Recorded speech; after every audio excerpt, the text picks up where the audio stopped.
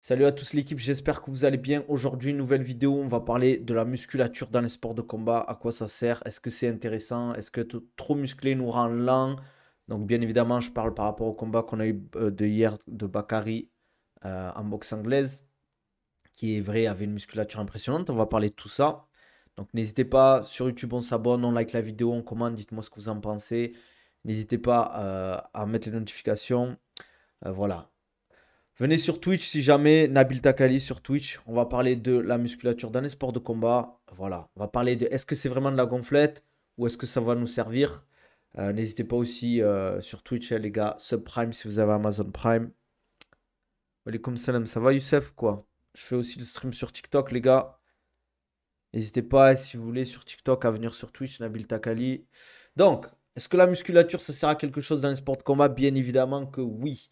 Plus on est musclé, plus on va être puissant, plus on va être explosif, plus on va être fort.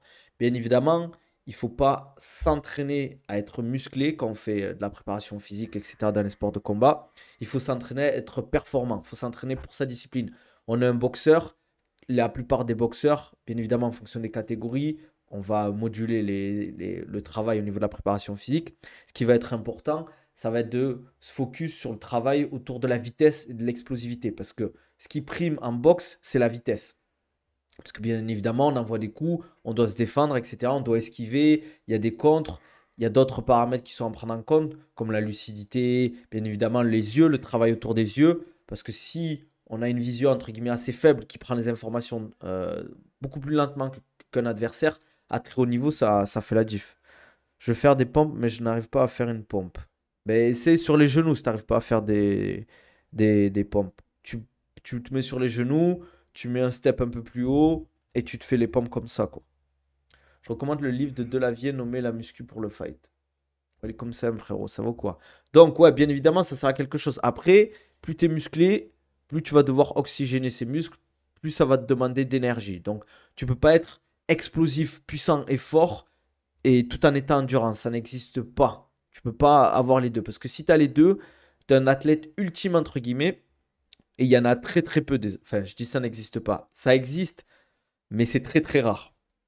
C'est là, en fait, dans les sports de combat, ce qu'on demande, c'est l'endurance de puissance, en fait. Développer des efforts à haute intensité plusieurs fois pendant les rounds. Mike Tyson, il était très explosif, mais il n'était pas très endurant. Merci Raph pour le follow. N'hésitez pas à venir sur Twitch, les gars, sur TikTok. C'est Nabil Takali. Au moins, vous pourrez parler dans le chat. Je suis plus présent sur Twitch. Là, de temps en temps, je fais des live TikTok. Voilà.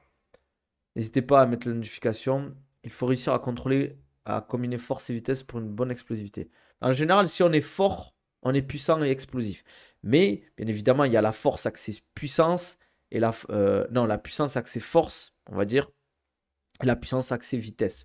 Ou il y a la force vitesse, force puissance. C'est pour ça qu'il faut trouver le juste milieu des fois et en fonction de son style. Un mec comme Ned Diaz, etc., c'est plus des profils endurants qui sont pas très musclés, mais qui sont très endurants. Pareil pour Max Holloway.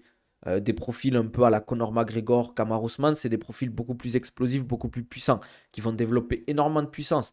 Mais tu peux pas développer de la puissance et développer de l'endurance.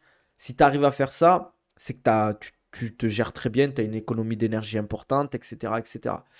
Euh, donc, bien évidemment qu'être musclé, en général, souvent, ce que ça indique, c'est que tu t'entraînes dur. Il n'y a pas de secret. Souvent, je dis le physique vient avec les performances.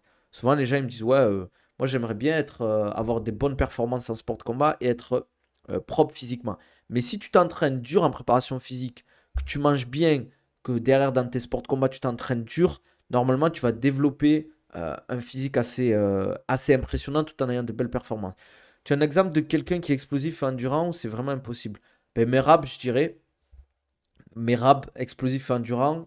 Et il enchaîne les phases de lutte sur beaucoup de rounds. Pour moi, Merab. Après, à voir sur 5 rounds ce que ça donne. Mohamed Ali, non, il a été assez musclé et se déplaçait comme un lightweight. Ouais, mais je dirais pas qu'il était ultra puissant. Donc, c'est quoi le genre de ceinture noire que Baki a autour du torse qu'elle s'entraîne?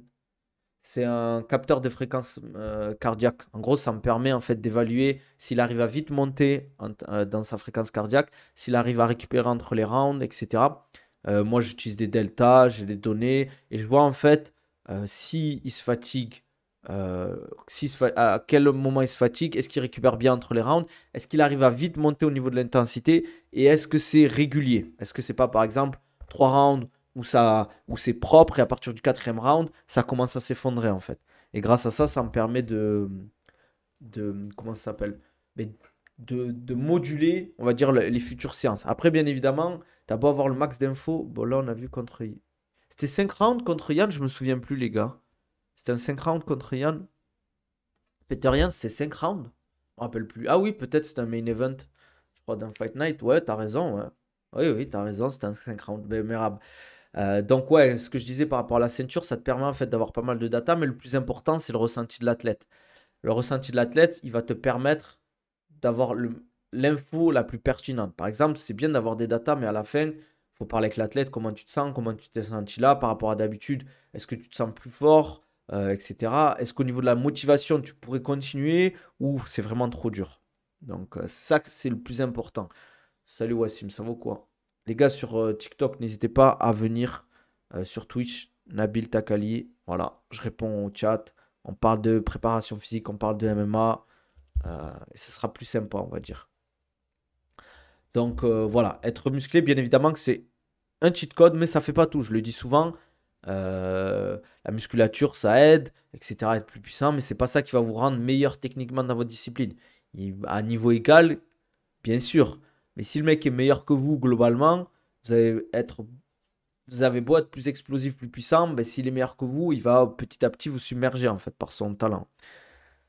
Selem, tu penses quoi de faire un gros échauffement avant de faire des sparring ou encore des combis? Alors, ce qui est important par rapport au sparring, c'est de bien s'échauffer, de prendre du temps de s'échauffer. Parce que je le dis souvent, plus l'intensité va être élevée, plus il faut prendre le temps de s'échauffer. Donc, par exemple, tu as un sparring, on va dire tu vas faire du 3x3 ou 3x5. Je pense que c'est bien de s'échauffer bien 20-25 minutes et d'avoir un échauffement d'abord général où tu vas plutôt faire monter ton cardio, ta température corporelle, par exemple faire un peu je sais pas, de courir, un peu de corde à sauter, peut-être de la mobilité avant. Et après, petit à petit, tu vas passer sur du spécifique. Tu vas faire plus des mouvements, par exemple, si tu es un boxeur, tu vas faire des mouvements, tu vas faire du shadow, puis petit à petit, tu vas commencer à mettre tes gants, etc. Tu vas faire un round d'échauffement. Pareil, si tu fais du MMA ou de la lutte, ben, tu vas partir sur du takedown, des sprawls, du travail en gréco, du travail contre la cage, etc. Pareil, si tu fais du taekwondo, du karaté, du muay thai, il va bien falloir échauffer les hanches au niveau des kicks. Donc, commencer progressivement à débloquer ses hanches, etc. Donc, avec des exercices qui vont te permettre de débloquer ses hanches. Petit à petit, partir sur des low kicks, middle, high kick, etc. Tu peux taper fort sans être spécialement plus musclé que les autres. Si tu as une bonne technique, bouge bien les hanches, bien avoir un transfert de poids. Bien évidemment que la technique bat le physique. Quelqu'un qui ne sait pas taper, il a beau faire 10 kilos de muscle à un autre. Si l'autre, il arrive à bien transférer son poids de corps, qu'il arrive à avoir tu vois, un bon transfert de poids de corps, des bons appuis, il va taper beaucoup plus fort. Paulo Costa, son cardio est vite épuisé. Ouais, après, il a une grosse musculature, il met beaucoup d'énergie dans ses coups. Le cas Nassour, c'est le stress qui le vide de son cardio. Non, Nassourdine, les gars, c'est quelqu'un qui est très explosif, très puissant. Tu peux pas être aussi vif, aussi rapide, aussi puissant et être endurant derrière. Parce qu'en fait, son style lui demande beaucoup d'énergie. Peut-être qu'il devrait peut-être un tout petit peu plus se gérer. Après, à force, je pense que quand il va être beaucoup plus à l'aise, il est encore entre guillemets jeune. C'est pas, il n'a pas 31 ans. Je pense que il peut encore développer sa gestion d'énergie, développer son endurance, etc. Mais son style lui demande beaucoup d'énergie. Faut quel genre d'échauffement avant le fight? Euh, Ça va dépendre de quel type de sport tu vas faire. Mais avant, par exemple, un fight de MMA, travail de mobilité, travail d'échauffement classique, on va dire. Après, on va plutôt travailler aussi lucidité, vision, du nerveux, donc du travail nerveux. Ça veut dire pour savoir si tu as, on va dire, de l'électricité, entre guillemets, quoi. Tu vois, par exemple, tu vas devoir, tu as un écran, tu vas devoir appuyer sur des trucs, tu vas devoir, par exemple, on lève la main, il va falloir que tu touches le plus rapidement possible. C'est simplifié, comme je vous l'explique, c'est ça. Et après, un échauffement un peu plus spécifique où tu auras des mouvements de MMA, du travail au pas d'ours, du sprawl, des takedowns, etc. 190. Ouais, il est abusé, lui, ce juge, les gars, pour le combat. Moi, j'aurais plus vu. 7 rounds pour Bakary. Ouais, je vois. Mais je te parle en club, on fait un échauffement abusé, du sparring. Quand tu dis échauffement abusé, la cause, c'est quoi pour toi? Nemp. C'est son daron. C'est vrai que c'est en vrai, c'est quand même une dinguerie de combattre pour l'organisation de ton père ou inversement de combattre face à un adversaire dans l'organisation du père de ton adversaire. C'est une dinguerie en vrai. L'endurance fondamentale, c'est la base pour tout type de sport de combat. Après, faire du spécifique. Alors, on en parle souvent, c'est un peu la mode, comment ça s'appelle? L'endurance fondamentale, mais il en faut, bien évidemment. Quand tu as le temps de t'entraîner, il faut en faire. Quand tu as la possibilité. Mais le plus important, je dirais que c'est l'endurance de puissance, surtout en MMA et en lutte. Les deux premiers rounds, impossible, Bakary les gagne. Il a rien à voir. Ouais, je suis d'accord aussi. Je trouve qu'il est monté en puissance, Bakary, sur le combat. C'est pas à me dire la cause pour le combat, ce que tu m'as dit. Après, à partir du, je trouve, du petit à petit, troisième, il est remonté un peu. Et quatrième, après, il a envoyé la seconde, je trouve. À un moment, on peut faire ça, genre la Samake promotion. Je sais pas, hein. En vrai, je trouve que c'est chaud quand même. Vous avez vu au fait le main event du RS20? On a Virgil Hogan contre Vlad Gutu. Vlad Gutu, je crois c'est. Je pense que c'est un peu tôt pour Vlad. Je pense que c'est un peu tôt. J'aurais bien vu Ilian Boafa, mais bon, vu qu'il combat là pour le RS de mars, il aurait pas pu combattre pour un. Salam, je suis un étudiant en creative business et je te contacte car je suis actuellement en train de travailler sur ma thèse de fin d'études sur la MMA et interviewer m'aiderait grandement. Est-ce que tu serais intéressé? Merci bien. Vas-y, pourquoi pas, j'ai Munez. Tu m'envoies un DM sur Twitter, Insta ou TikTok et j'y répondrai. Échauffement abusé de 30 minutes, bien abusé, je sais pas comment dire. Il faut pas que l'échauffement, ça c'est un truc important, les gars. Je réponds. C'est sur TikTok que je lis l'équipe. Je réponds aussi sur Twitch. L'échauffement, les gars, il faut que ce soit au service de la séance.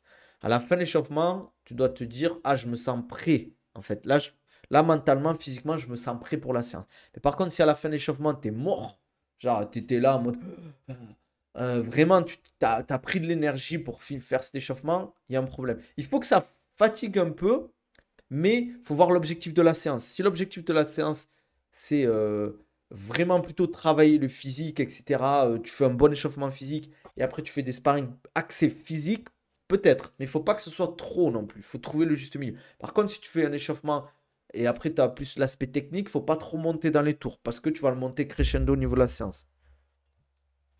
30 minutes, c'est long pour moi pour un échauffement, même si tu fais des sparring. Je trouve 15-20 minutes, ça suffit largement si c'est bien, bien amené. Si c'est bien amené, voilà quoi. Donc, je sais pas ce que vous en pensez, les gars, pour le RS1 aussi. Vous me dites, l'objectif de la séance, en fait, c'est il donne une combi chaque vendredi après sparring, mais pas à thème. Donc, tu fais, ouais, tu dois travailler une combinaison et après sparring libre, c'est ça? Ah, Tarksplay m'a rejoint sur Twitch. Ah, il est partout, le mec. Et ouais, aussi, je voulais parler des double champs à l'UFC. Je sais pas ce que vous en pensez, les gars, vous, mais moi, je suis pas trop fan. Euh, je suis pas trop fan. Moi, on entend Ilia Topuria qui parle de combattre soit Sean O'Malley, soit, comment il s'appelle? Ah, Holloway, soit Connor. Le problème de Connor, c'est qu'il combattra jamais sur 1,66. Arrête, ça y a plus, il y a toujours des galères sur chaque carte. Ouais, franchement, j'espère qu'ils n'auront pas une annulation pour le main event, hein. Lave la catégorie, ensuite double champ. Je suis d'accord avec vous, les gars. On lave la catégorie. Juste, tu perds des neurones. Tu fais quoi comme sport de combat, la cause? Ares n'est pas assez actif. Moi, franchement, les gars, je kiffe le Ares, hein. C'est du business plus que du sportif, non? Tu parles du main event là ou du champ champ? Pour moi, il faut au moins avoir, si tu veux être champ champ, il faut avoir 4 à 5 défenses de ceinture. Et genre, et en mode, ouais, franchement, on sait pas qui te mettre, tu vois. Champ champ, voilà, c'est quand même un gros truc sportif, être double champ, hein. Surtout, par exemple, 70, 77, 77, 84 et 84, 93. Je trouve que c'est chaud, hein, les gars. Prendre, faire un stream sur les différents orgasmes que tu en penses au niveau des salaires, compétitivité. Je sais pas si tu l'as déjà fait. Non, je l'ai pas fait, mais ça peut être intéressant en vrai. MMA. Après, normalement, ouais. Je vois pas l'intérêt de, tu vois, par exemple, si tu fais un échauffement qui te fatigue et qu'après tu vas faire des combinaisons, je vois pas l'intérêt. Parce que, en fait, tu vois, même pendant les combinaisons, tu t'échauffes pour les sparring, entre guillemets. Tu vois, tu fais ton échauffement. Après, dans ton cours, tu vas voir tes combinaisons ou tes trucs. Souvent, les cours, ça se fait comme ça. Échauffement, travail de combinaison, de drill, peut-être jeu à thème. Après, tu vas voir soit des sparring à thème, soit sparring libre, ou soit seulement des sparring à thème en fonction de la séance. Pour vendre le combat, mettre deux champs, c'est vendeur de fou. Moi, je kifferais qu'il fasse en mode. Des fois, bah, ça pourrait pas se faire. Mais la personne, tu vois, il fasse genre en mode catégorie intermédiaire. Et celui qui gagne, il a les deux ceintures forcément. C'est pas un qui monte pour avoir la ceinture ou l'autre qui descend, par exemple. Le coup à Virgin n'est pas cool. Il gagne son adversaire qui a raté la pesée. Il prend même pas la ceinture. Ouais, après, c'est comme ça. C'est la règle. 66, 70, c'est la seule accessible pour être double champ en même temps. Ouais. Je dirais 84, 93, ça peut se faire en vrai aussi. Jamais sparring à thème encore, tu sais, c'est pour juste sparring bagarre où les gens appuient pour rire. J'ai rien appris grâce à ces sparring. Après, les sparring appuyés, c'est ce qui est bien, à part quand t'es débutant, c'est que ça te met en mode survie en fait. Parce que souvent dans les sports de combat, il y a des gens, ils se pensent forts,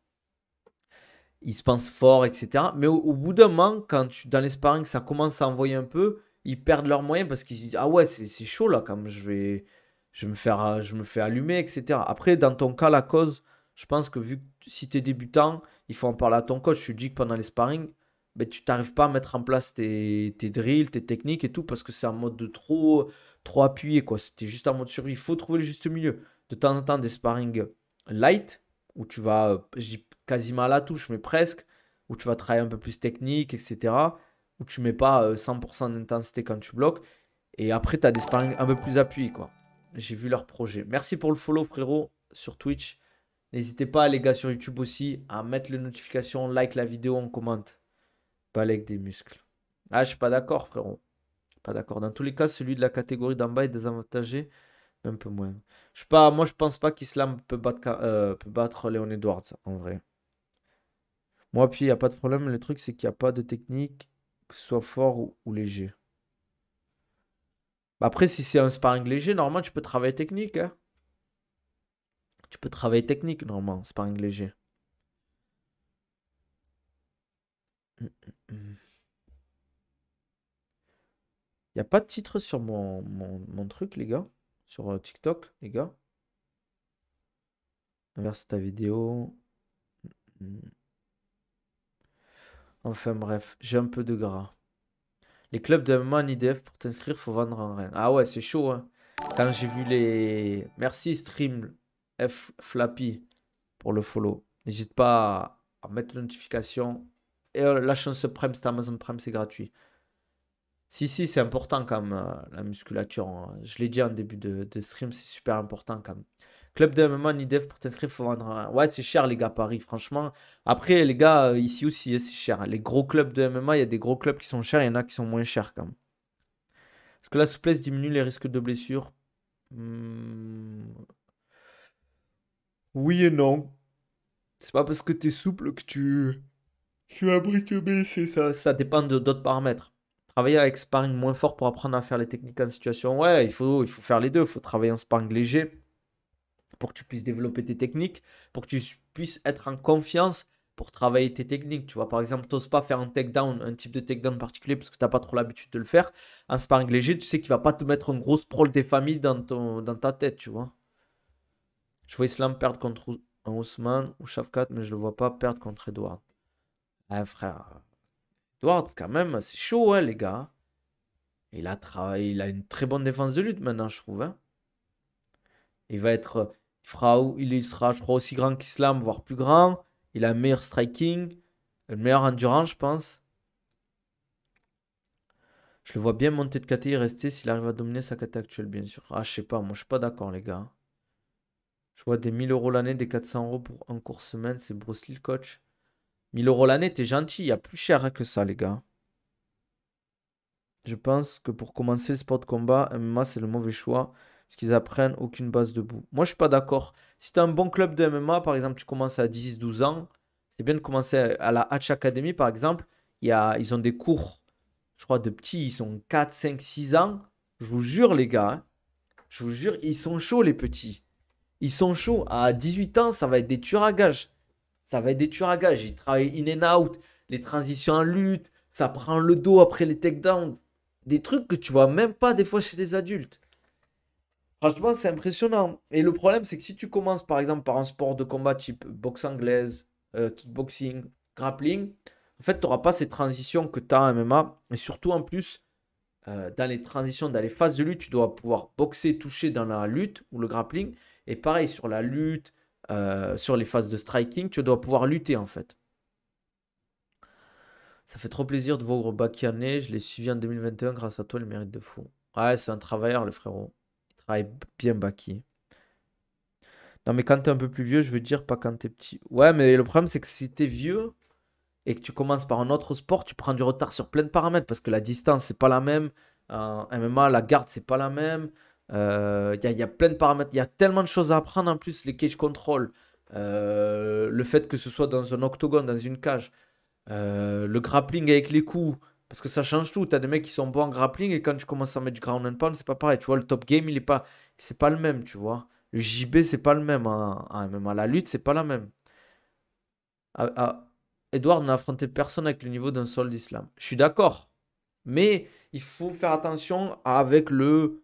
Ouais, il a un meilleur sol, bien sûr. Mais il faut arriver au contact. Il faut arriver à l'amener au sol, Léon Edwards. Et surtout qu'il te tabasse, Edouard. Il te laisse pas avancer, hein.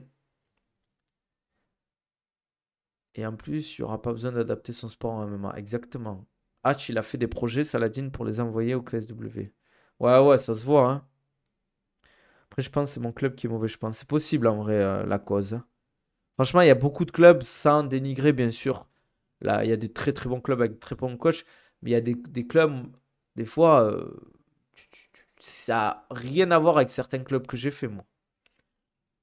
Ceinture noire du JB, Edouard, je sais pas. Je crois qu'il était ceinture marron. En IDF, pour s'inscrire, il faut vraiment vendre sa voiture. Il n'y a pas un bon club avec un prix abordable.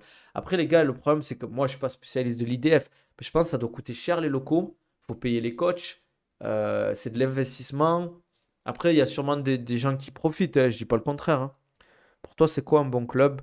Alors, moi, j'étais au TFT à Toulouse, Tactical Fight Team. Très, très bon club. Pour ceux qui sont de Toulouse, je recommande. Alors, un bon club pour moi. Déjà, c'est des coachs qui sont investis, qui connaissent le métier, ça veut dire qui ont pratiqué le MMA ou qui ont une expérience en tant que coach à MMA, qui connaissent les sports de combat, qui, s'ils peuvent, pratiquent avec toi, de temps en temps font les cours, s'entraînent, etc. Qui s'investissent pour les combattants, qui sont investis dans les cours, ça veut dire qu'ils préparent leurs cours, qui sont cohérents dans l'apprentissage. Il faut que le club il investisse dans les infrastructures aussi, qu'il développe de temps en temps, petit à petit. Je dis pas au début, il faut que ce soit l'American Top Team, mais il faut qu'il y ait des petites infrastructures et tu vois, sur les années, ça se développe. Qui mettent en place une section entre guillemets compétiteur où les combattants vont commencer en amateur, petit à petit gérer, on va dire, l'ascension des combattants, quoi. Je crois qu'il est marrant. À Paris, c'est cher, mais l'IDF a moyen de trouver des clubs pas si chers. Après, l'IDF, moi, je connais pas trop, les gars. La hatch, ils se mettent bien maintenant, le nombre d'adhérents a explosé, mais j'ai l'impression dans les cours, il y a trop de monde dans la hatch. Faut que les cours soient intelligents aussi, que tu te sentes progresser en fait. Si tu vas à chaque cours, tu as l'impression de faire des trucs qui n'ont aucune cohérence dans le développement. Par exemple, tu commences début d'année, tu fais, je sais pas, tu travailles, je sais pas, que du pied-point. Après, tu travailles le sol, mais tu travailles pas les liaisons pour amener au sol, tu travailles pas la lutte pour amener au sol, tu travailles jamais le cage control. Par exemple, alors le cage control, c'est super important. Tu travailles pas la gréco, tu travailles pas le clinch. Tu vois, il y a des trucs. Des fois, je vois des trucs de MMA, ils te font des combinaisons, ils te font 6 7 combinaisons dans le truc. Frère, à MMA, tu arrives à placer une combinaison de 3 coups déjà, c'est super bien, hein. Les pubs de 2 minutes m'ont fait mal, je vais prendre mon sub. Let's go, Raph. N'hésitez pas, Subprime, si vous avez Amazon Prime, c'est gratuit. Les gars, s'il y a beaucoup de pubs, il faut que je nourrisse le chat. Faut nourrir le chat, les gars. Franchement, il est stylé ce t-shirt Pride or Die qu'ils m'ont offert, hein. La panthère. Je sais pas ce que vous en pensez, les gars. Sur Twitch, vous voyez peut-être pas trop, mais attendez, je vous montre. Franchement, il est stylé, hein. Après, il y a des salles, c'est des opportunistes qui étaient coachs dans d'autres sports de combat. Ah, ça, il y en a beaucoup, ça. Je suis d'accord avec toi. Ben moi, je suis au Chaos Squad à Saint-Etienne, mais je trouve ça pas ouf. Vendredi, il va te dire 3 combis, mais chaque vendredi, il la change, tu peux pas apprendre une seule fois. Tu veux dire qu'il fait 3 combinaisons dans le même jour? Après, je sais pas. Je sais pas, je connais pas le Chaos Squad de Saint-Etienne. Je sais pas s'il y a un bon niveau ou quoi que ce soit. C'est pas là où il y a Faresia mais Yanis Guimouri qui s'entraîne au Chaos Squad, les gars? C'est Garfield le chat, exactement. Mais Joule, sous-côté cette marque. Franchement, elle est top hein, en vrai, hein. Ah bon? Ah, mais je pensais, il n'y avait pas un Chaos. Ou c'est à Lyon le Chaos Squad où il y a Fares et tout? Il y a Anas Azizoun. Ok, ok. Si je vois vite fait, mais après je suis pas, mais. Après, il faut en parler au coach, hein. Tu lui dis peut-être que c'est aussi. Il faut souvent en fait interroger, voir aussi, c'est peut-être, entre guillemets, je dis pas que c'est ta faute, mais toi qui t'investis pas ou qui comprends pas, ou peut-être ça te correspond pas le club. Peut-être essayer de voir si tu peux changer.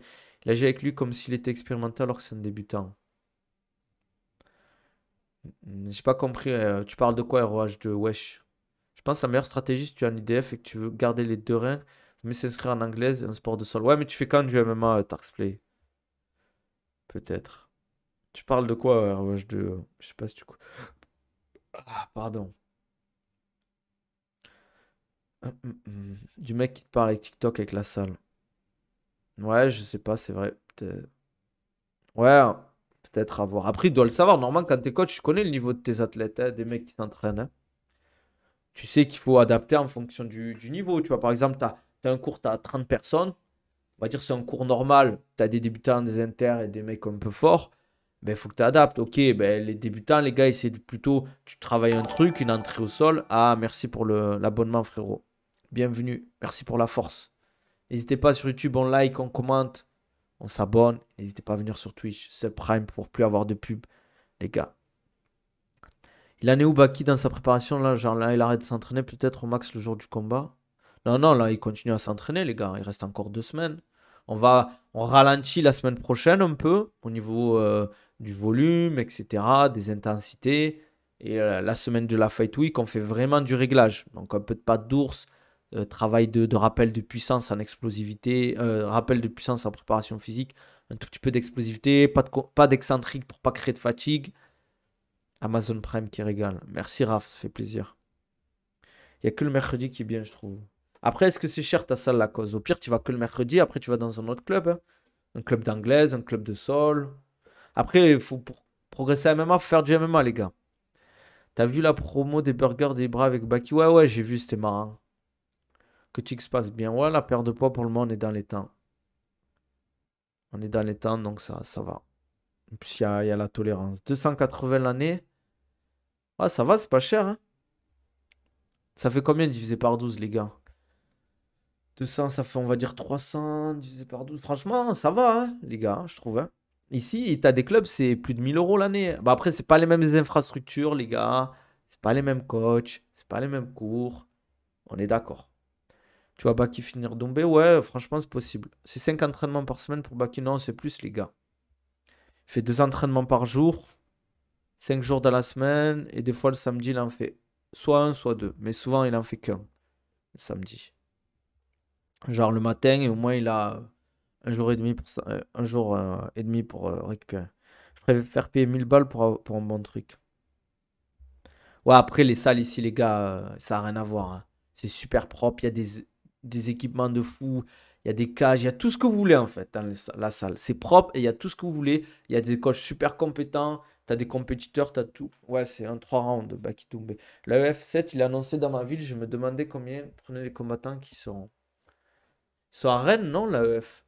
Pourquoi le combat se fait pas en 5 rounds? Cédric voulait pas de cette fumée. Je ne sais pas pourquoi. C'est parce que le PFL, ils font pas de main event en 5 rounds. Il n'y a que l'UFC qui font ça, en fait.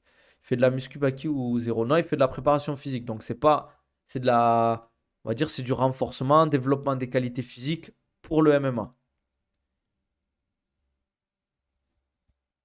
Donc, c'est pas.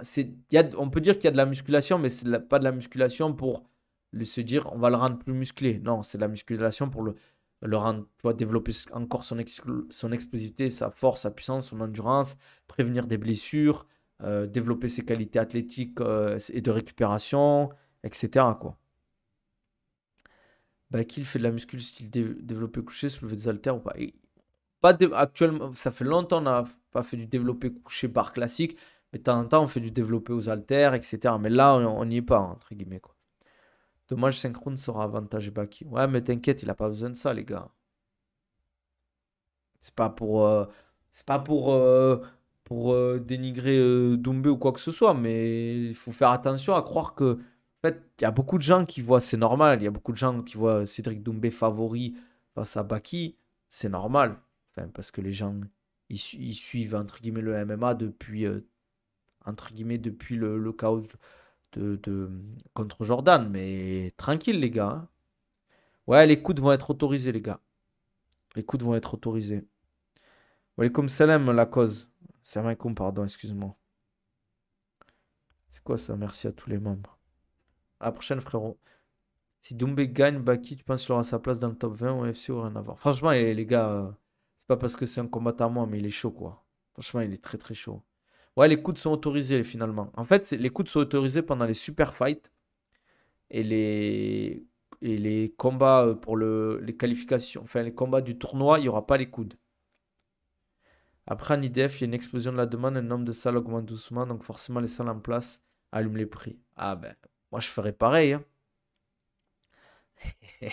Ah, mais c'est vrai, quand tu vois les prix de la Hatch, du NR Fight, après MMA Factory, je connais pas les prix, je vous avoue, mais ça doit être cher aussi, hein. Mais des grosses salles de MMA parisiennes, ça doit être cher, quoi.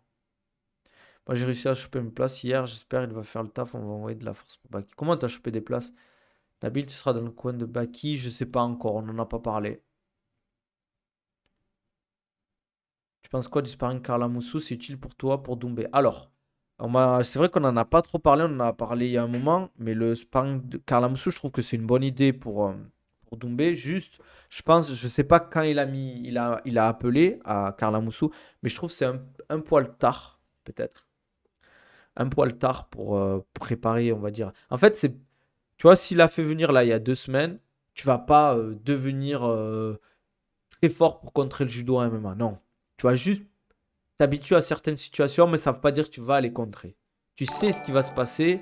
Merci pour le follow RF35. Je suis pas d'accord, frérot. Parce qu'en fait, Karl Moussou, vu qu'il est arrivé tard, certes, c'est plus adapté au MMA, mais il est arrivé tard. Moi, des infos que j'ai eues, c'est qu'il est arrivé tard. Et en 2, 3 semaines, tu t'apprends pas. Ah ouais, t'as pas eu les accrèdes encore, frérot. Walaikum salam. Tu progresses pas très très vite, hein. Surtout qu'il a dû faire quoi? Peut-être 2 sparring par semaine. Moi, par rapport à Andy Semler, tu progresses pas en striking, en tournant avec un champion du Glory. Tu vas être beaucoup plus à l'aise, tu vas gagner en confiance, tu te jauges, etc. Oui, mais là, on parle de K1, là. C'est normal. Bien évidemment que c'est pas le même style, mais c'est juste pour se jauger. Pour se jauger, c'est comme si, tu vois, genre, comment t'expliquer? C'est un peu pour t'habituer, en fait, au style, à la situation, au striking, etc., quoi. T'apprends des choses, mais c'est pas des choses qui vont être, comment on dit, qui vont être primordiales pour le combat. T'es plus pour te mettre à l'aise, pour t'habituer, etc., te gérer, etc. Alors. Après l'argument de il est chaud, ça marche pas pour moi. La particularité des sports de combat, c'est que tu ne peux pas avoir deux champions de la même caté dans la même salle. À cause des particularités de développement d'un athlète, très rarement. Donc forcément, chaque mec fort finit par défoncer tout le monde dans la salle. Pressionné, sauf que c'est la même chose pour chaque tête de salle. Je suis pas d'accord avec toi, Tarsplay. Je vais te donner un exemple. Par exemple, Kamaru Usman. Kamaru Usman, dans sa salle, à l'American Top Team, il gagne pas beaucoup de ses sparring. Et même lui, il le dit qu'il gagnait pas beaucoup de sparring. Et pour autant, on sait qui c'est, Kamaru Usman.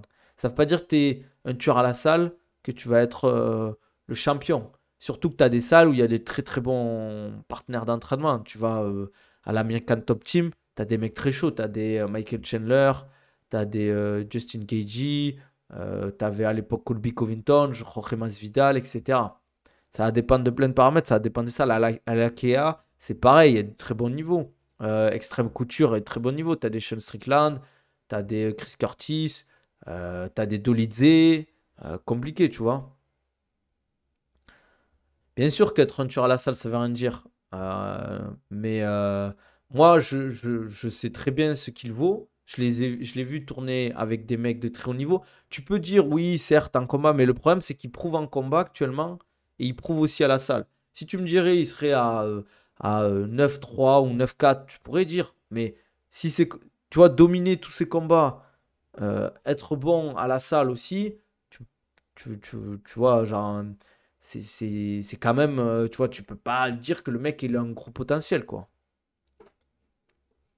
Et oui, je dis pas que être un tueur à la salle, c'est pas l'argument principal, faut gagner les combats. Mais après, tu juges sur quoi? Tu juges sur les combats. Mais les combats, ça se passe très bien aussi. Le meilleur welter français, c'est qui pour toi actuellement? Ben, Abdul, si j'en oublie pas en France. Kevin Jousset et Abdul, je mettrais. Moi, je suis pas d'accord pour dire que être un tueur à la salle, ça veut rien dire. Moi, je suis pas d'accord pour dire que être un tueur à la salle, ça veut rien dire. Je sais pas. Moi, pour moi, en fait, si t'es déjà très bon à la salle, c'est un très bon paramètre, hein. Tu prépares Baki sur la psychologie le jour J, même s'il dit ça aura 0 influent, 20K personnes. Tu penses que si Ramzat vient, ça va lui rajouter une pression de gagner? Après, faut le savoir quand vous êtes dans la cage, les gars. Les 20 000 personnes, vous les entendez même plus, en fait. Vous êtes tellement focus dans votre bulle. Il y a juste le combat, votre adversaire et votre corner. Mais sinon, les 20K personnes, c'est avant que ça peut te mettre un peu de pression. Ouais, je suis d'accord avec toi. C'est Turco là ou pas? Ça arrive quand les interviews face à face comme de Prince en BD. Après, les gars, on est à 2 semaines, tranquille. Là, ils ont sorti une vidéo déjà, le PFL.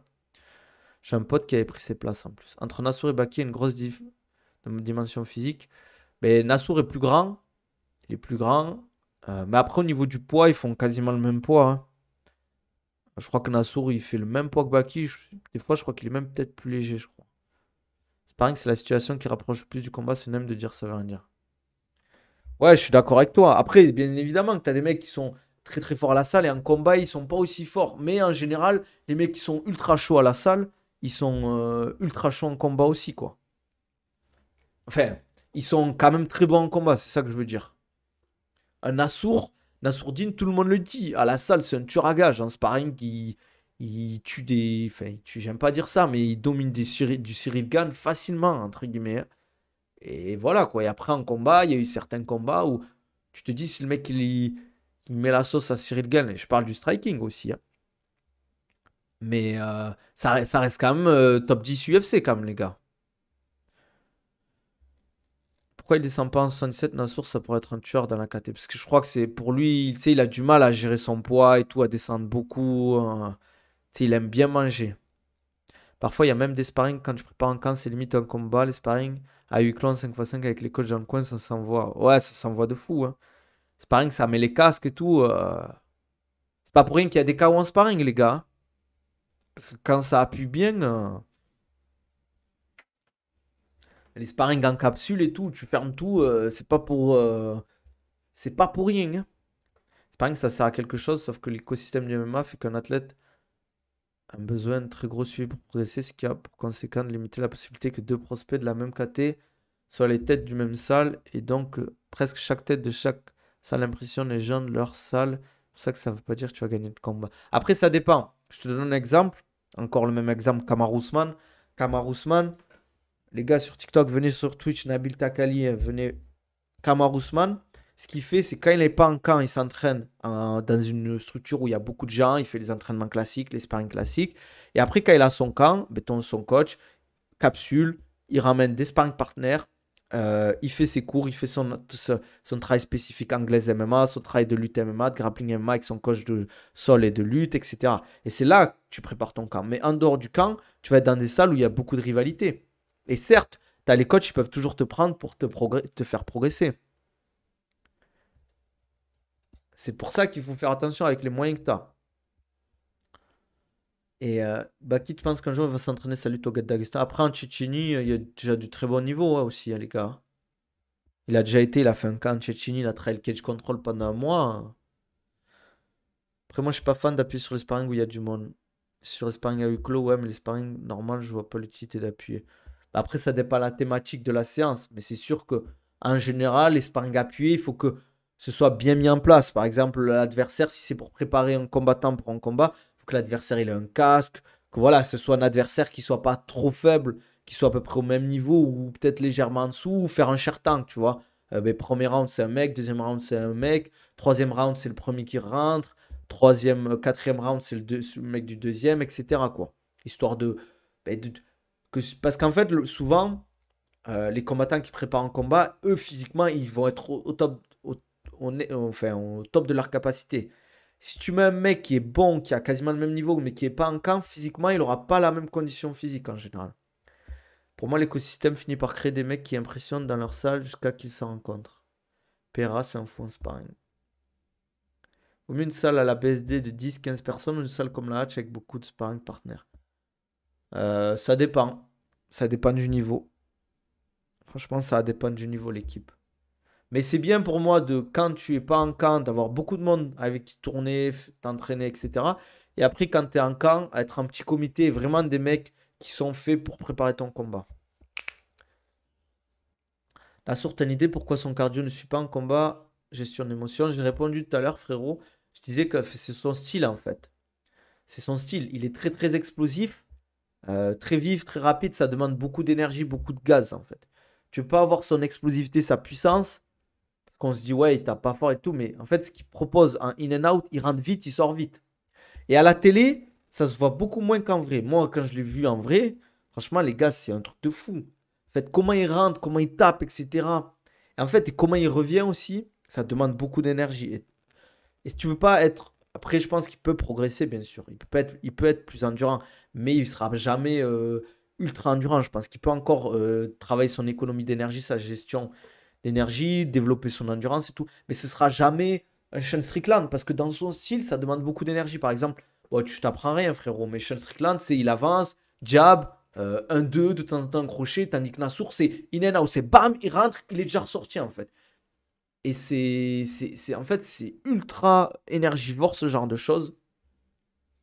Et ce sera jamais quelqu'un de super endurant, Nassour. Tu peux pas être aussi explosif et endurant à la fois. Parce que moi, c'est chaud comment il est fatigué round 2 et 3 face à Dolit. Je pense que il a mis beaucoup d'énergie en fait sur le round 1. Et tu sais, quand tu knock down quelqu'un et tu te dis, je vais le finir, j'envoie la sauce, je le finis, je le finis. Tu sais, tu as cette émotion de dire, putain, là, il faut que je le finisse, j'envoie. Et à la fin du round 1, il y a un peu ce contre-coup, peut-être, pas de la motivation, mais purée, j'ai pas pu le finir. Je dois recommencer à zéro. Ok, j'ai gagné le round 1, 18, c'est très bien, mais c'est un main event. 5 rounds, c'est un 5 rounds, on est d'accord. C'est pas évident, les gars. C'est pas évident. Après, il a commencé à récemment travailler avec un nouveau préparateur physique. Après, il travaille avec de très bons préparateurs physiques avant Nassour, hein. Ryan Gillet, il travaille avec Ryan Gillet, c'est un très très bon préparateur physique. Et avant, il a beaucoup travaillé avec Nassour, Nicolas Haute aussi, hein. Strickland, c'est le pire style, ça doit être horrible à combattre. Ouais, c'est chiant à combattre. Pour un combattant comme Nassour, la prise de masse, c'est mauvais pour son style. Non, pas forcément. C'est pas parce que tu prends de la masse que tu vas être forcément moins rapide.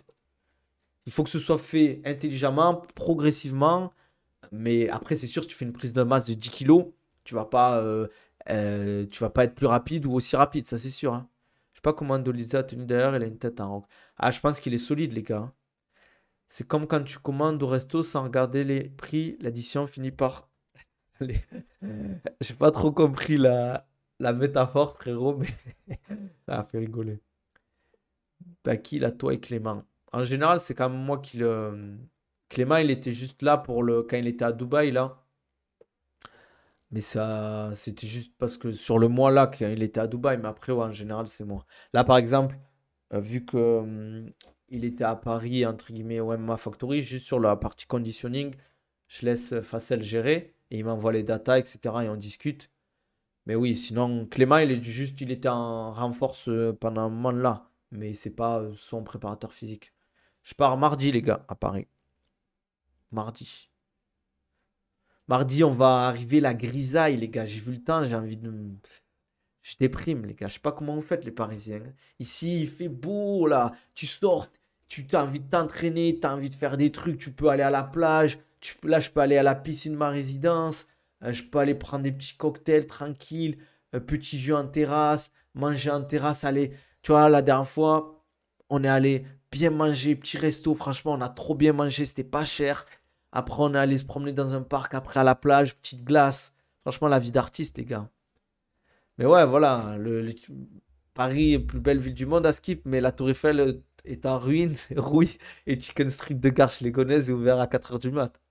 Par contre, Double m'a l'air bien lourd sur la vidéo, je pense qu'il va être obligé de cutter, il y a un monde où il rate. Tu veux dire la vidéo du PFL, Tarksplay? On a nos familles ici. Ouais, moi aussi j'ai ma famille en France, les gars. Moi aussi j'ai ma famille en France, l'équipe. C'est pas facile, hein, on va pas se mentir. Mais si tu. Après, moi aussi, je suis très famille, les gars. Mais si tu t'empêches de partir parce qu'il y a ta famille, c'est dommage, je trouve. C'est dommage. En plus, je suis pas si loin.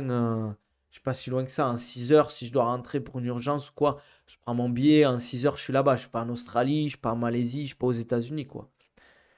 La vidéo date peut-être d'un mois. Skip Doumbé buvait du coca pendant le combat de Samake. Aïe, aïe, aïe, aïe. J'espère que c'était du coca zéro, les gars. Ah, il a oublié de boycotter. On va lui tomber dessus. Là, je rigole. Tu peux pas vivre toute ta vie pour les autres, c'est triste à dire, mais faut penser à sa propre vie aussi. Bah ouais, les gars, faut. T'imagines? Salut Rafik, si ça va ou quoi? Bien sûr, les gars, il faut bouger. Sinon, tu fais rien. Moi aussi, franchement, j'ai ma famille, j'ai mon frère, ma mère, j'ai ma grand-mère en France et tout. Mais si tu te dis, je dois rester pour ma famille, c'est louable, hein. Moi, un mec qui me dit ça, je vais le respecter, il n'y a pas de souci. Mais si tu rates des opportunités, franchement, les gars, en plus, la vie ici, elle est incroyable, franchement, aux Émirats. Si tu as les moyens de vivre ici, la qualité de vie, les gars, c'est pas du tout ce que vous voyez sur les réseaux, hein. C'est trop bien ici. Les gars, je sais pas comment vous dire. Merci pour le cadeau, Rafixi. Je sais pas ce que c'est, mais merci, frérot. Inch'Allah, frérot. Inch'Allah, je te le souhaite. Franchement, de venir à Dubaï, y vivre, je te jure, c'est incroyable. Dubaï, c'est vrai que quand tu taffes, ils te donnent une maison sans payer de loyer ou fake. Alors, il y a beaucoup d'entreprises qui te prennent en charge l'hébergement, ouais. Franchement, les gars, moi, c'est pas. Paris, culturellement et tout, c'est une dinguerie, y a rien, c'est sûr. Mais la qualité de vie à Paris, la qualité de vie à Dubaï, t'as l'impression que t'es dans un autre monde. T'es dans un autre monde. Niveau propreté. D'ailleurs, j'ai fait un gros podcast avec le frérot de la dernière fois. On parle de Dubaï. Mais je vous jure, ça, propreté, sécurité, coût de la vie. Parce qu'on pense que c'est cher Dubaï. Il y a certains trucs qui sont chers, certes. Mais je mets de l'essence, moi, les gars.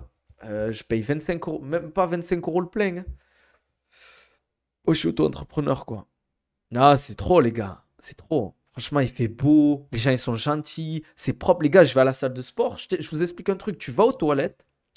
Au moment où tu sors des toilettes, t'as un mec qui rentre pour s'occuper de nettoyer les toilettes. Tu finis ton tapis, ton assoba avec ta machine, t'as un mec qui vient nettoyer derrière toi. T'as tout le temps des mecs qui nettoient partout, c'est super propre. Il y a plein de trucs qui te rendent feignant. Après, je vais pas te mentir, et t'as un mec qui te met le sac en course, qui te met les courses dans le sac. T'as un mec qui te met l'essence. T'as une application. Par exemple, si tu es, je sais pas où, dans le désert, t'es proche du désert ou t'es dans la campagne, t'as une application, tu commandes, t'as un mec qui vient, camion, il te met de l'essence, il te change les pneus, il te lave la voiture. Pareil, en bas de chez toi, tu veux mettre de l'essence en bas de chez toi, il vient. Et le prix, c'est le même prix. Faut gagner combien moyenne pour être bien à Dubaï? Si tu dois louer, il faut plus de 3 000 euros. Mais les salaires, ils sont beaucoup plus élevés ici. Il faut 3 500, je pense. Si tu veux bien vivre, tu veux bien vivre, il faut au moins 4 000 balles. Après, ça dépend, les gars, de ton style de vie. Ça dépend de où tu vis aussi, de le quartier. Moi, je suis à JVC. C'est un quartier, on va dire, qui se développe, mais qui a un super rapport qualité-prix, qui est super proche. Je suis à 20 minutes de downtown où il y a la Burj Khalifa. Je suis à 15 minutes de la Marina. C'est JBR, donc Jumeirah. Je suis entre les deux, entre guillemets, centres de Dubaï. Euh, Après, il y a d'autres paramètres, hein. Justin Riyad va sûrement venir après son drame. Ah, j'ai vu que c'était fait cambrioler, hein. Mais bien sûr, frère. Ah, tu vis comme un roi, les gars. 7 500 euros, tu vis super bien. Ça doit être galère de trouver un taf à Dubaï. Ça dépend de dans quoi tu travailles. Il y a des métiers où tu vas trouver facilement. C'est sûr, si tu viens faire vendeur ici en prêt-à-porter, t'es mort. À part si t'es dans le luxe. Dans le luxe, c'est super bien payé. Dans le luxe, t'as des mecs qui prennent du 8K par mois facile avec des primes de 50 000 des fois, hein. 6 000, ouais, à deux. En vrai, à deux, c'est pas si cher que ça la vie. Parce que après, ça dépend comment tu vis. C'est sûr, tu vas manger au resto tous les jours. Mais je te donne un exemple. La dernière fois, on allait manger à 4 au restaurant. Mais quand je vous dis qu'on a mangé comme des rois, on a mangé comme des rois. Euh, Tout le monde a pris des poissons, on a pris un plat principal, on a pris plein de trucs à côté. Mais vraiment plein de trucs à côté. Vraiment, on a mangé comme. Franchement, ça a même pas coûté 65 euros. Et c'était trop bon, les gars. Je vous jure, c'était trop bon. C'est un Libanais. Si vous allez à Dubaï, vous allez à Underwood. Faites attention, il y en a un qui est à côté de Kite Beach. Ils font pas les grillades. Mais allez à ceux qui font les grillades, vous allez péter votre crâne. Il y a un resto aussi, c'est Mama Esh. C'est un resto palestinien. C'est trop bon, les gars. Je vous jure, c'est trop bon. Mais il y a plein de restos ici, vous mangez trop bien. C'est trop, les gars. La bouffe ici, pour, les gars, pour 10 euros, là, je commande. J'ai un restaurateur, il m'envoie la bouffe. 10 euros, j'ai un demi-poulet comme as, une barquette de riz comme as, une salade comme as pour 10 euros et il me le livre chez moi, hein, pour 10 balles. Les loyers, c'est cher, mais c'est pas plus cher que Paris, les gars. En fait, ce qui est cher, c'est que souvent, ils vous demandent de payer 6 mois ou 12 mois à l'avance. Après, tu peux négocier. Tu peux payer par mois, mais ça sera un peu plus cher. Par exemple, si tu payes à l'année, ça peut être 1000 euros par mois. Mais si tu payes par mois, ça peut être 1400, 1500. Non, les gars, c'est trop, les gars. Alors, tu m'as dit quoi? Non, c'est trop, les gars. Les restos ici. Après, tu as des restos ultra chers, des restos de fashion, je les appelle. Mais il y a des restos. Je sais pas si j'ai les photos, j'aimerais bien vous montrer. Mais les gars, vous mangez trop bien à Dubaï. Ils savent cuisiner. Après, bien évidemment, hein, il y a de tout, hein. Il y a des restaurants pas chers. Il y a des restaurants pas chers et c'est stylé. Tu as un beau cadre, tu auras peut-être vue sur la mer, ou etc. Tu as des restaurants après très chers, bien évidemment, hein. Il y a des super restos turcs. Il y a beaucoup de Turcs à Dubaï aussi, hein. Il y a des très bons restos turcs, libanais, syriens, irakiens, italiens. Tu m'as dit quoi après? Est-ce que j'ai des coachings? Ouais, ça commence à rentrer là. Mais c'est comment le niveau social à Dubaï? Genre, tu parles à des gens, il faut avoir déjà des amis en France. En fait, Dubaï, vu que il y a beaucoup d'expatriés, tu te fais vite des amis. Par exemple, moi au grappling, on est beaucoup de Français au grappling. Mais il y a des mecs de Russie, du Kazakhstan. Tu vois, par exemple, hier, j'ai rencontré. Enfin, on n'a jamais discuté, mais je le croisais des fois dans les cours. C'est un Anglais qui parle français, qui a fait ses études à Paris et tout. Et tu vois, on a discuté, on a vite rigolé. En fait, tu te fais vite des contacts. Ça s'ajoute après sur WhatsApp, ça s'ajoute sur Insta. Ça se propose des trucs. Moi, je vous explique tout simple. J'arrive, j'avais eu un contact avec le 971 MMA. Je devais avoir un coaching là-bas. J'arrive. Je rencontre le boss de la salle, Mounir Lazez, qui est un ancien UFC, un Tunisien. Il me dit, si tu peux coacher gratuitement, il n'y a pas de souci, t'es mon frère. Alors que le mec, je le connais pas, hein. Le mec, il est pété de thunes. Il doit faire du 15K par mois, 20K par mois facile. Et il m'a dit, tu peux coacher gratuitement ici, il n'y a pas de souci, tu vois. Apparemment, le café de Paris, c'est ghetto. On va dire, c'est un truc pour se montrer, quoi. M'as-tu vu? Tu as déjà croisé des influenceurs type Alex Kitchen à Dubaï? Non, jamais, les gars. J'ai jamais croisé j'ai croisé. Attention, hein. J'ai croisé Bassem Youssef. Pas Bassem Braiki. Bassem Youssef, pour ceux qui le connaissent, je crois qu'il est comédien, mais c'est pas, il est pas comédien, en fait. Tu vois, par rapport à la situation en Palestine, il a beaucoup parlé, etc. Et franchement, c'est un gars super intelligent. J'ai croisé à ma salle. J'ai croisé Alex Pereira, voilà quoi, j'ai croisé des mecs du PFL. Après, je croise pas des gens, des influenceurs ou quoi que ce soit. En tout cas, je me souviens pas. C'est sûr, si tu traînes dans des endroits où il y a des influenceurs, où il y a des gens comme ça, tu vas en croiser. Mais moi, je vais pas dans les plages, les Nikki Beach ou je sais pas quoi, tu vois. En plus, il m'avait envoyé un message. On dit PFUT, le goth. Il m'a envoyé un message, il m'a dit si t'as besoin d'aide et tout. Tu vois, par exemple, mais je sais pas si on dit FUT ou PFUT. Il m'a envoyé un message sur Twitter quand il a vu que j'étais à Dubaï. Il m'a dit si t'as besoin de quoi que ce soit, frère, tu m'envoies un message et tout. On fait un truc, quoi. Ah, les gars, les coachings privés, les gars, moi je connais des gens, ils facturent 250 euros. Est-ce que.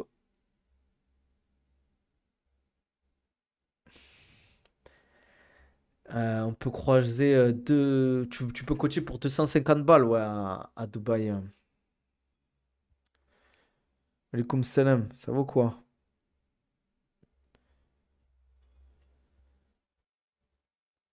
T'as pas croisé? Ouais, c'est un bon, c'est un bon. Mounir Lazez, c'est un vaillant. Ouais, c'est un vaillant. Franchement, ça va vite, les gars, à Dubaï. Ça qui est bien ici, c'est. Franchement, là, quand je vais partir à Paris pendant 2 semaines, heureusement que c'est pour le combat de Baki, hein. Mais sinon, j'aurais déprimé, les gars. Apparemment, ils ont ouvert la première boîte. Comment ça, la première boîte? Parce que là-bas, les jeunes entrepreneurs, c'est pas ce qu'il y en a que tu peux envoyer sur. Eh, les gars, les gens, ils sont riches à Dubaï, hein. Ils sont très, très riches à Dubaï. Moi, je connais des gens. Ils sont plus jeunes que moi, ils ont 22, 23, 24, ils font du 10, 15K par mois facile, hein. Ils roulent avec des voitures, t'hallucines. T'hallucines, les gars. Franchement, ça a rien à voir. Il y a des boîtes de nuit, il y en a plein à Dubaï, les gars. Après, moi, j'ai jamais été dans une boîte de nuit. Moi, je traîne pas dans les trucs comme ça, les trucs de soirée ou quoi que ce soit. Moi, je vais à ma salle, je mange dans mes restos, plage, les trucs sympas, des parcs, des trucs d'attraction, des trucs de vrais trucs, quoi. J'ai quitté la France. Je suis parti le 18 octobre, les gars. Parti le 18 octobre. Après, s'il faut, je vais revenir en France. Peut-être que ben, il va se passer un truc et je vais devoir rentrer, hein. Je vais être dégoûté si je rentre. Pourtant, en plus, la France, c'est un pays de fous. C'est un pays de fous, la France. C'est juste que moi, il y a trop de trucs qui me plaisent plus par rapport à la. Mais c'est pas interdit les boîtes de nuit à Dubaï. Non, non, non, c'est pas interdit les boîtes de nuit à Dubaï. Il y en a plein, hein, des boîtes de nuit en vrai à Dubaï. Enfin, il y en a plein, hein, et, tu peux sortir, t'as des trucs, quoi. T'as des bars, t'as des trucs, t'as des boîtes de nuit, les gars. Il y a de la prostitution aussi à Dubaï, hein, ça, faut pas le nier. Ça, c'est clair et net qu'il y a des trucs. Il y a Mais moi, je le vois pas, ça, en fait. Je le vois pas parce que je traîne pas dans des endroits où il y a ça, en fait. Mais il y a des très bons quartiers très familiales, c'est très famille, Dubaï. Il y a des super quartiers très familiales où t'as beaucoup d'enfants qui jouent, des familles, etc. Ouais, après, Turco, frérot, il faut que tu te dises, vaut mieux que tu attendes, il faut que tu patientes, et au moins, elle aura fini, elle sera. Ouais, je te plus. Quand elle aura fini, vous serez bien ici. Franchement, si vous venez vous installer, je t'aiderai, il n'y a pas de souci. Je t'aiderai, je te donnerai les bons plans. Ça aussi, c'est important. Quand tu t'installes dans un autre pays, il faut déjà y aller en vacances, voir si ça te plaît. Peut-être y aller une deuxième fois pour faire du repérage, où s'installer, les quartiers où on peut travailler, etc. J'ai un pote qui va faire ça, par exemple. Moi, c'est ce que j'ai fait aussi. Et aussi éviter les mauvais. Parce qu'il y a beaucoup de gens qui sont. C'est vrai, Uber Escort. Franchement, je sais pas, frérot. Mais qui s'occupe de Medjool quand t'es pas en France?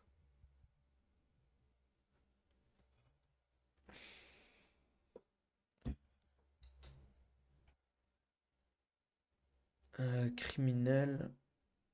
Ouais, il faut que tu lâches le subprime, hein. Faut que tu lâches le subprime, frérot. Putain, mais ça bug là, TikTok. Je sais pas si. Ouais, je sais pas, c'est bizarre. Ça m'a mis live, je sais pas quoi là. Bon, on va s'arrêter là, les gars. Euh, Je sais pas si vous voyez sur TikTok encore ou pas, ou si vous m'entendez. Ça a mis un truc bizarre là. Je sais pas si c'est parce que je live depuis trop longtemps. Mais les jeunes 22 ans riches, c'est des traders qui font de l'arnaque, haram, en majorité. Alors, non, franchement, il y a des gens, ils ont de leur business, hein. Tu sais, il y en a, ils sont dans le trading ou dans le l'e-com et tout. Et c'est pas tous des arnaqueurs, il y en a, bien sûr. Shanghai, en Thaïlande, c'est ouf, ils sont tous chargés, les mecs de l'Est. D'ailleurs, t'en as un, il a pris de l'anadrol devant moi. Ouais, il y a beaucoup de dopage, les gars. Ton prono pour Fares. J'aimerais bien un TKO. Bah, qui compte faire quoi après le combat contre Doumbé en cas de victoire? Bah, il y a le Ramadan qui commence juste après, les gars. Ouais, il y a beaucoup d'e-commerce, crypto. Bien sûr, ça, c'est sûr, parce que comme c'est pas mal. Ouais. Bon, les gars, on va s'arrêter là. Le stream, ça fait 1 heure. Là, je suis en train de faire un live de 1 heure. Je commence à avoir la soif et la dalle. On va s'arrêter là. Prenez soin de vous. Prenez soin de vous. On se dit à la prochaine. Je sais pas sur Twitch si ça marche ou pas. Euh, Allez, ciao, ciao les gars. N'hésitez pas, sur YouTube, on s'abonne, on like, on commente. N'hésitez pas à me dire en commentaire ce que vous en avez pensé. Euh, Qu'est-ce que je voulais dire d'autre? N'hésitez pas à me follow aussi sur Twitch. On met les notifications. Lâchez votre subprime si vous avez Amazon Prime. Demain on stream, bien évidemment, comme d'hab. N'hésitez pas à me follow sur les autres réseaux, TikTok, Insta, Twitter. Si vous voulez des programmes, il y a tout dans ma description YouTube. Des programmes, ils sont en promo. Préparation physique, sport de combat, programme pour la salle de sport, programme au poids du corps. Et si vous voulez des suivis ou programmes personnalisés, ouais, midi demain le stream. Si vous voulez des programmes personnalisés ou suivis personnalisés, c'est un. Comment ça s'appelle? C'est un DM que ça se passe.